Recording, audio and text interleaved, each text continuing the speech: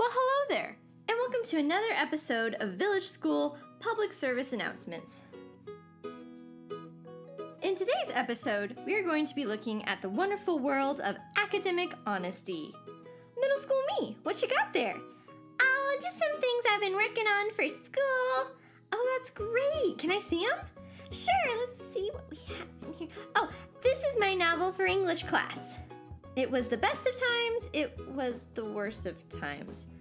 Middle school me, I don't think you wrote this. I think this is from a book by Charles Dickens. No, I wrote it. See, it's in my handwriting, right there. Okay, well, what else do you have? Let's see what... Oh, here's some scientific formulas I've come up with. I think you'll find they're pretty advanced. Middle school me, you did not come up with E equals MC squared. That's Albert Einstein. I don't even think you know what that means. What? I do too know what that means. And what's that? Oh, this is just a little side project for art. This one's definitely mine. See, there's my signature. Okay, that's enough, middle school me. Don't you know that what you're doing is called plagiarism? Plagiarism? What's that?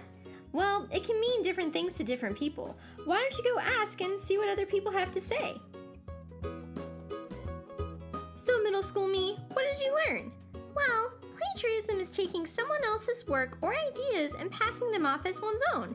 It's not using your own original thoughts to express what you know. That's great! Hey, what are you listening to? Oh, it's the song I wrote. I call it Beethoven's Folies. I plagiarized it. Middle school me, have you learned anything? Yes, I learned what plagiarism is and how useful it is when you need to finish a project.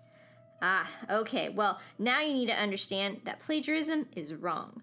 When you plagiarize or copy a friend's work, you're stealing their intellectual property. Intellectual property? That's not a thing. Actually, it totally is. Your thoughts are unique to you. You own them just like you'd own a cat or a game or a cheeseburger. They're your property. Claiming an idea is yours when it's not is like stealing, but with ideas. Like a thought burglar. Exactly. Now, plagiarism comes in a bunch of different forms. Some of them are intentional and others are unintentional. Let's break them down. Intentional plagiarism includes copying your friend's work or assignment, copying and pasting text from a source on the internet without giving credit, or buying or borrowing someone else's paper. Unintentional can be excessive quoting, using careless or minimal paraphrasing, and failing to cite a document correctly. Do you understand now, middle school me? I have no idea what any of that means. Well, this is going to be a little harder than I thought. Okay, we need to break these things down even further. Let's look at them on the Plagiarism Severity Meter. Identity theft. To steal, copy, or purchase another person's entire document or part of their document and take full credit for it being yours. This also includes paying someone to do the work for you.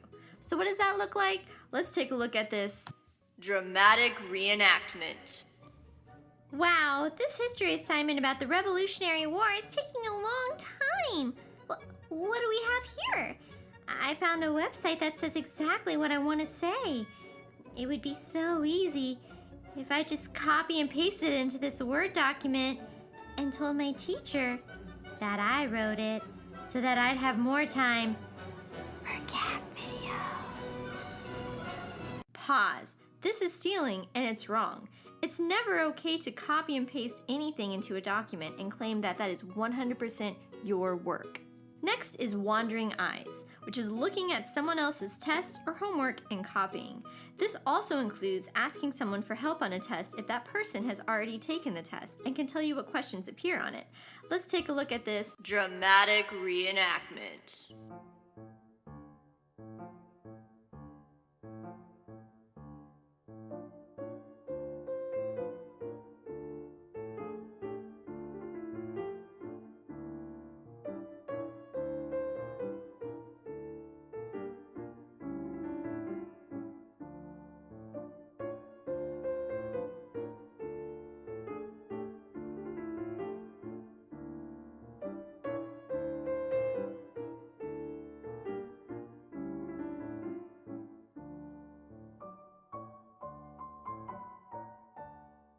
Pause. This is cheating, and it's wrong. A test or an assignment should be a reflection of what you know, not what your partner knows. Taking someone else's work doesn't help your teacher evaluate your knowledge, which makes it hard for them to help you grow and help you be a better learner. Cherry picking is choosing a few terms or phrases to change, but keep the rest of the text or ideas from another person's work mostly unchanged, and didn't give them credit. This is basically abusing paraphrasing. Here's another dramatic reenactment. Let's just change stuff right here. Yeah, that looks good. Okay, and then cross that. There we go. Perfect. That's perfect. That's really good. There. Now it's in my own words. Pause. This is a misuse of paraphrasing, and it's wrong. Paraphrasing is the complete rewording of someone else's work, but maintaining their core idea. Here's an example of what paraphrasing looks like.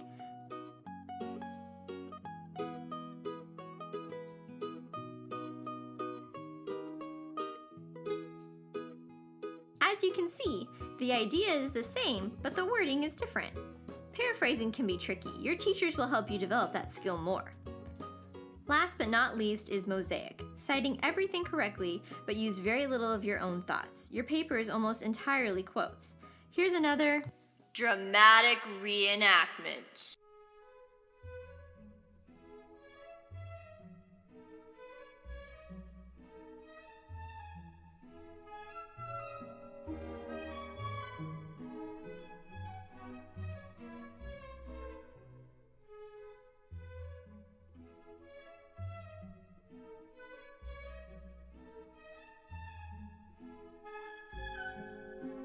Finally, the perfect paper. I've cited everything correctly.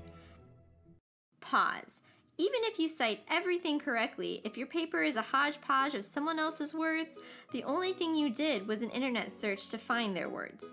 It's important to use their quotes as support for your thoughts, not a substitution for your thoughts. Man, all of this is really complicated. Maybe I shouldn't write anything ever again. Oh, middle school me. You just have to make sure you do it correctly. All you need to learn is how to cite. Oh, no. I know how to use cites. That's what got me in trouble in the first place. No, not cites. To cite. It's how you give credit to work that someone else has done that you'd like to feature or refer to in your paper. You're not plagiarizing if you give credit where credit is due. Well, okay, how do I cite a source? Oh, there are lots of ways to cite a source. There's internal citation, which is citing a source in parentheses next to the quote. Introduction citation, which is something like, according to Dr. Smith of Harvard, and then telling what he believes. And footnote citations, which looks like this, and can be done with Google. There are all kinds of formats too. MLA, Chicago, and APA, oh my! I know, it's a lot, but relax. Your teachers are here to help you learn more. Well, all right, but what happens if I plagiarize again? Well, now that you're armed with the knowledge of what plagiarism is, why it's wrong, and how it can be avoided, there will be some consequences. If you are caught plagiarizing the first time, you will receive a warning on plagiarism and parent notification, as well as a requirement to redo the assignment. If you are caught plagiarizing a second time, you will receive partial credit with the redo, lower grade for the work, lower life skills grades, and a parent notification. If you were caught plagiarizing for a third time, you will receive a 0 for the work, a lower life skills grade, and a parent conference with the directors. Any further offenses of plagiarism could result in a meeting with the head of school. But why do we take it so seriously? Well, in the real world, if you plagiarize something, there are very, very serious consequences. Plagiarism can lead to destroyed reputations, millions of dollars, and even jail time. So yeah, it's pretty serious. When in doubt, it's better to oversight your source than to undercite your source. Well, that concludes today's episode of Village School Public Service Announcements, Academic Honesty. Remember, cheating is a choice, not a mistake.